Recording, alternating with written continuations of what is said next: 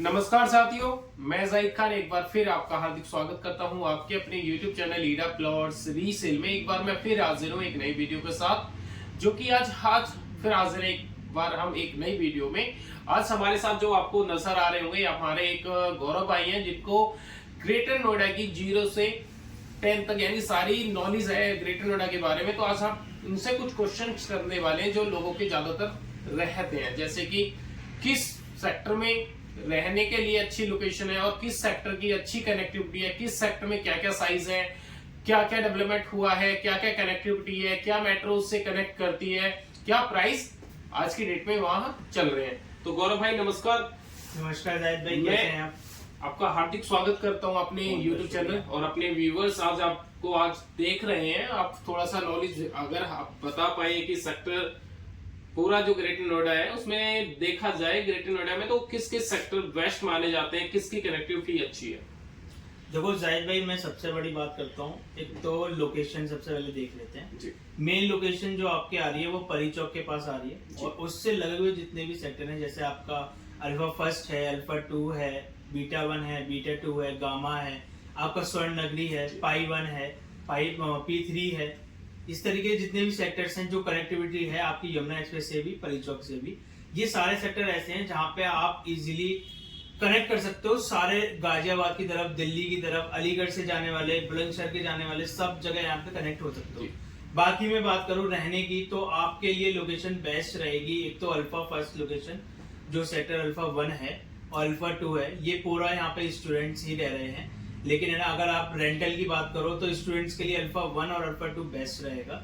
अगर मैं है ना एंड यूज की बात करूं, एंड यूज के लिए आपका गामा 1 है, गामा 2 है, बीटा 1, बीटा 2 है, आपका P3 है, P1 भी है और आपके ये स्वर्ण नगरी एक ऐसा सेक्टर है जिसमें आपकी रॉयल्टी बिल्कुल जाहिर होती है। आप है ना अच्छे खासे पैसे वाले हैं, वहां आप प्लॉट लिए जिसमें साइज आपको 200 मीटर से स्टार्ट हो रहा है, 200 मीटर का मिल जाएगा, 300 मीटर का मिल जाएगा, दो ही साइज वहां पे हैं। अगर मैं पीछे की बात करूं, इधर सिग्मा 1, सिग्मा 2, सिग्मा 3, यहाँ पे भी आपको 200 मीटर, 300 मीटर के प्लॉट मिल जाएंगे। अगर मैं सेक्टर 36 की बात करूं, इधर आपको 120 का भी मिल जाएगा, मीटर का प्लॉट भी मिल जाएगा।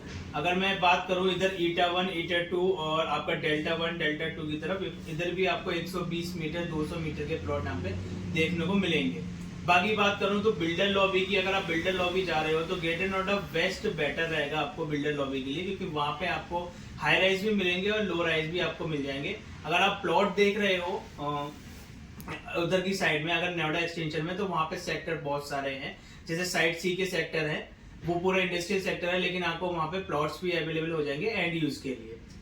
तो सर मैं जानना चाहूंगा ग्रेटर नोएडा में मिनिमम साइज क्या मिल जाता है जिसमें कि रेजिडेंशियल के लिए मिनिमम साइज आपको 60 मीटर का प्लॉट इजीली आपको मिल जाएगा, जो कि आपका बीटा 1 में भी है और आपका अल्फा 1 में भी आपको 60 मीटर का मिल जाएगा। 120 मीटर के भी हैं, 100 मीटर के भी प्लॉट हैं, ठीक है। लेकिन जो बड़े साइज की अगर मैं बात करूं तो बड़े साइज आपको पीछे की साइड मिलेंगे, जैसे आपका सिग्मा 1 हो गया, सिग्मा 2 हो गया, सिग्मा 4 हो गया, ये बड़े साइज है। एक आपका स्वर्ण नगरी सेक्टर है, सेक्टर 37 भी इसको कहते हैं, तो इसमें भी आपको बड़े साइज के प्लॉट यहाँ पे मिलेंगे।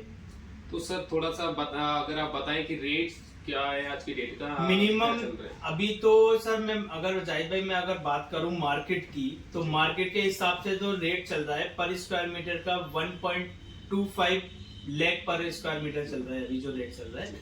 लेकिन इन फ्यूचर है ना ये इसका रेट और भी बढ़ेगा, क्योंकि है ना बिल्डर्स लॉबी आने वाली है, तो उसकी वजह से रेट वैसे भी बढ़ेगा। और आप देख रहे हो जेवर इंटरनेशनल एयरपोर्ट भी बन रहा है, ठीक है। तो यमुना अथॉरिटी का तो आप वैसे भी देखते हो, है ना, तो यमुना अथॉरिटी के रेट जिस हिसाब से बढ़ रहे हैं उसी हिसाब से ग्रेटर नोएडा का भी रेट यहाँ पे बढ़ेगा। तो सर एक और क्वेश्चन होता है कि ज्यादातर व्यूवर्स का यानी कि जो एंड यूजर होते हैं या इन्वेस्टर्स होते हैं, उनका एक क्वेश्चन होता है कि मैं यहाँ यमुना में क्यों लूं और ग्रेटर नोएडा में क्यों लूं, यानी कि इसका थोड़ा सा अगर आप एज अ इन्वेस्टर हो जी, तो मैं आपको बताना चाहूंगा कि यमुना सबसे बेस्ट रहेगा ऑप्शन, क्योंकि अगर आप देख रहे हो कि है ना 10 से 12 साल आपको है ना कुछ बनाना ही नहीं है, तो आपके पास पैसे पड़े हैं, आप डायरेक्टली यमुना में इन्वेस्ट करो। अगर आपको 2 से 3 महीने के अंदर आप सोच रहे हो कि मैं अपना मकान बना लूं, तो सबसे बेस्ट है आप ग्रेटर नोएडा में लेना स्टार्ट करो। यानी कि सीधा सीधा ये कहना है कि अगर आप एज अ इन्वेस्टर देख रहे हैं तो आपके लिए सूटेबल जो लैंड है एज अ इन्वेस्टर्स देख रहे हैं, तो वो आप यमुना देख सकते हैं, क्योंकि वहाँ अभी रो है पूरा, यानी कि अभी सारे ही प्लॉट्स हैं, ऐसा कुछ नहीं है कि आपको अभी बनाना है। आप एज अ इन्वेस्टर वहां एंटर कर सकते हैं और अपनी इन्वेस्टमेंट को अच्छा खासे टाइम तक होल्ड कर सकते हैं। अगर आप इन्वेस्टमेंट के साथ साथ आप रिटर्न थोड़ा चाह रहे हैं कि आपकी कोई एक पैसिव इनकम एक्टिवेट हो जाए, तो आप ग्रेटर नोएडा देख सकते हैं, जिससे कि आप आज लेके उस पे आज ही उसको रेंट पे चढ़ा सकते हैं। तो ये उसका एक कहना है हमारे को। जाहिद भाई एक चीज और है, अगर रेंटल इनकम की आपने बात करी, अगर एंड यूजर भी है जिसको रहना है तो अपना फर्स्ट फ्लोर बनाए, अपना इजीली रहे, देन जो बाकी फ्लोर थर्ड फ्लोर तक है ना, अभी है ना इसमें अथॉरिटी ने बोल रखा है कि 3 फ्लोर अपना इजीली बना सकते हो। तो 3 फ्लोर में आपको 2 फ्लोर रेंटल इनकम लो और अपना नीचे रहना स्टार्ट करो। 60 मीटर में भी आराम से 3 फ्लोर बन जाते हैं। मिनिमम इनकम आपकी 15 से 20 हजार रुपए कहीं नहीं गई रेंटल के, ठीक है। एंड यूज में है ना भाई, यहाँ पे जो है ना जितने भी लोग काम करने आते हैं, स्टार्टिंग सैलरी 20 हजार रुपए होती है और आपकी है ना इनकम सोर्स है ना पैसिव इनकम बन रही है, और रेंटल इनकम हमेशा पैसिव इनकम ही रही है, बिल्कुल है ना। एक्टिव तो क्या आज है कल नहीं है, लेकिन पैसिव क्या है कि आज से भी है ना फ्यूचर में जितना जाओगे उतना बढ़ती चली जाती है। तो आपने जो भी अभी हमारे जो गौरव भाई थे हमारे साथ, इन्होंने बहुत सारे क्वेश्चंस आपके रहे होंगे, उनके आंसर हो सकता है आपको मिल गए हो। फिर भी अगर आपकी कोई क्वेरी होती है तो आप हमारे दिए हुए नंबर पर आप हमसे संपर्क कर सकते हैं, क्योंकि यमुना और ग्रेटर नोएडा में रेटों का बहुत बड़ा वेरिएशन आपको नजर आता है। यानी कि 300 मीटर का अगर यमुना में देखते हैं तो आपका 2 CR के आसपास आसानी से आपको अच्छा प्लॉट मिल जाता है, और वहीं अगर आप ग्रेटर नोएडा में 300 मीटर का प्लॉट देखते हैं, क्योंकि दोनों ही अथॉरिटी के प्लॉट है, और अगर उसका रेट अगर हम बताएं आपको तो 3.5 के आसपास का रेट आपको आज की डेट में ग्रेटर नोएडा में देखने को मिलता है। बट एक दोनों का अलग अलग पॉइंट ऑफ व्यू हम आपको रखेंगे कि वहां आप ग्रेटर नोएडा में आज की डेट में आप रह सकते हैं, यमुना में अभी आप एज अ इन्वेस्टर ही प्लान कर सकते हैं। तो गौरव भाई थैंक यू सो मच। अगर आपको कोई भी क्वेरी होती है रिलेटेड ग्रेटर नोएडा या यमुना की, तो आप हमारे दिए हुए नंबर पर आप हमसे संपर्क जरूर कीजिएगा। तो थैंक यू सो मच, मिलते हैं एक नेक्स्ट वीडियो में।